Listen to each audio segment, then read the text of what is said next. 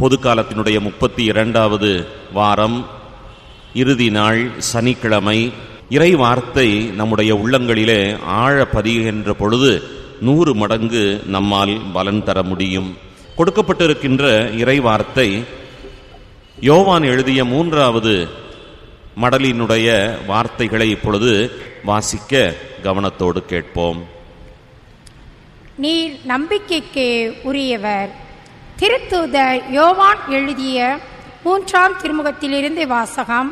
இறை வார்த்தைகள் 5-8 வரை.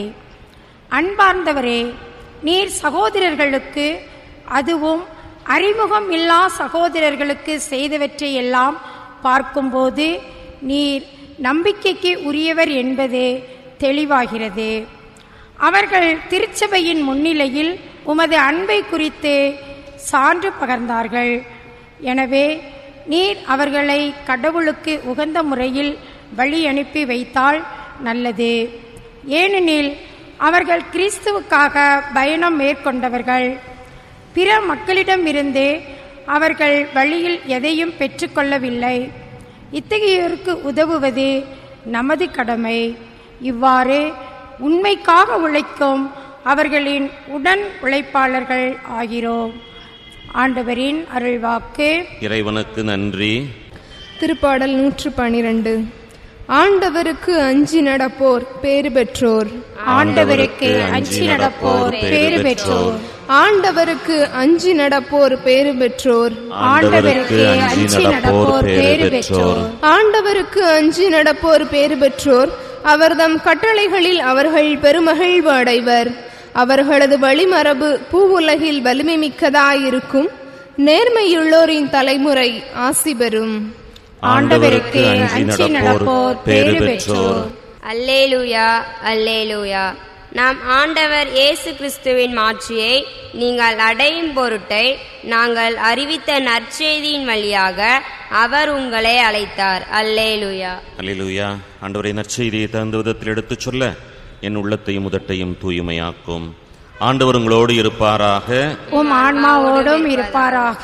புனித லூக்கா எழுதிய பரிசுத்த நற்செய்தியிலிருந்து வாசகம். ஆண்டவரே, மாட்சி உமக்கே. லூக்கா நற்செய்தி 18வது பிரிவு 18 முதல் 8 வார்த்தைகள். அக்காலத்தில் மனம் தளராமல் எப்பொழுதும் இறைவனிடம் மன்றாட வேண்டும் என்பதற்கு இயேசு ஒரு உவமையை சொன்னார்.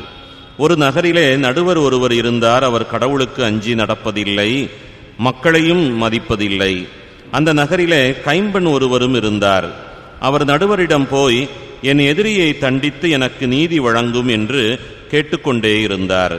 நடுவரோ நெடுங்காலமாய் எதுவும் செய்ய விரும்பவில்லை. பின்பு அவர், நான் கடவுளுக்கு அஞ்சுவதில்லை, மக்களையும் மதிப்பதில்லை என்றாலும் இக்கைம்பெண் எனக்கு தொல்லை கொடுத்து கொண்டே இருப்பதால் நான் இவருக்கு நீதி வழங்குவேன். இல்லையானால் இவர் என் உயிரை வாங்கிக் கொண்டே இருப்பார் என்று தமக்குள்ளே சொல்லிக் கொண்டார். பின் ஆண்டவர் அவர்களிடம், நேர்மையற்ற நடுவரே இப்படி சொன்னார் என்றால், தாம் தேர்ந்து கொண்டவர்கள் அல்லும் பகலும் தம்மை நோக்கி கூக்குரலிடுகின்ற பொழுது கடவுள் அவர்களுக்கு நீதி வழங்காமல் இருப்பாரா? அவர்களுக்கு துணை செய்ய காலம் தாழ்த்துவாரா? விரைவிலே அவர்களுக்கு நீதி வழங்குவார் என நான் உங்களுக்கு சொல்லுகிறேன். ஆயினும் மானிட மகன் வரும்போது மண்ணுலகிலே நம்பிக்கையை காண்பாரோ என்றார். கிறிஸ்துவின் வாழ்வு தரும் நற்செய்தி. கிறிஸ்துவே உமக்கு புகழ். யோவான் அடிகளார் நேற்றைய நாளிலே கூறிய ஒரு வார்த்தையை சிந்தித்தோம். உண்மைக்கேற்ப வாழ்வது என்பது. இன்றைக்கு நாம் பார்க்கின்றோம், சகோதரர்களுக்கு, அதுவும் அறிமுகமில்லாத சகோதரர்களுக்கு செய்தவற்றையெல்லாம் பார்க்கும்போது நீர் நம்பிக்கைக்கு உரியவர் என்பது தெளிவாகிறது என்று கூறுவதை நாம் படிக்க பார்க்கின்றோம். அறிமுகம் இல்லாத சகோதர சகோதரிகளுக்கு செய்யும் பொழுது அதை ஆண்டவருக்கே நாம் செய்கின்றோம். சின்னஞ்சிறிய இந்த சகோதரர்களுக்கு நீ இதையெல்லாம் செய்த போது எனக்கே செய்தாய் என்று ஆண்டவர் கூறுகின்ற வார்த்தையை மத்தேயு நற்செய்தியிலே நாம் படிக்க பார்க்கின்றோம். நல்லது செய்வதற்கு அறிமுகம் அவசியம் அல்ல என்பதுதான் உண்மை. அறிமுகம் அறிந்த முகங்களுக்கு மட்டுமே நல்லது செய்வேன் என்று சொன்னால் அதனால் என்ன பெரிய காரியத்தை சாதித்து விட்டேன்? இதைத்தான் மத்தேயு நற்செய்தியிலே ஆண்டவர் கேட்கின்றார். என்னை அன்பு செய்பவருக்கே, உன்னை அன்பு செய்பவருக்கே நீ அன்பு செய்தால் அதனால் என்ன பெரிய காரியத்தை நீ சாதித்து விட்டாய்? உன்னை வெறுப்போரையும் நீ அன்பு செய், உன்னை பழிப்போருக்கு நீ ஆசீர் கூறு, உனக்கு தீமை செய்வோருக்கு நீ நன்மை செய் என்று ஆண்டவர் கூறுகின்ற வார்த்தையை நாம் படிக்க பார்க்கின்றோம். இவ்வாறு சொன்னவர் சிலுவையிலே தொங்கிய போது அதை செய்தும் காட்டினார். இவர்கள் அறியாமல் செய்கிறார்கள், தந்தையே இவர்களை மன்னியும் என்று சொல்லி தன்னை வசைபாடி கசையடி தந்து சிலுவையை தோளிலே சுமத்தி கீழே தள்ளி காரி உமிழ்ந்து ஆடைகளை களைந்து தலையிலே முள்முடி சூட்டிய அந்த கொடூரர்களை பார்த்து தந்தையாம் கடவுளை நோக்கி இறைமகன் கேட்கின்றார், இவர்கள் அறியாமல் செய்கிறார்கள், இவர்களை மன்னியும் என்று சொல்லி. நன்மை செய்வதற்கு அறிமுகம் அவசியம் அல்ல. யாருக்கு உதவி தேவைப்படுகிறதோ அந்த உதவியை செய்வதற்கு அறிமுகம் அவசியம் அல்ல. அறிமுகம் இல்லாதவர்களுக்கு நாம் செய்கின்ற பொழுதுதான் உண்மையிலேயே ஆண்டவருக்கு செய்கின்றோம். காரணம் என்ன என்று சொன்னால், ஒவ்வொருவரிலும் ஆண்டவரது சாயல் இருக்கின்றது.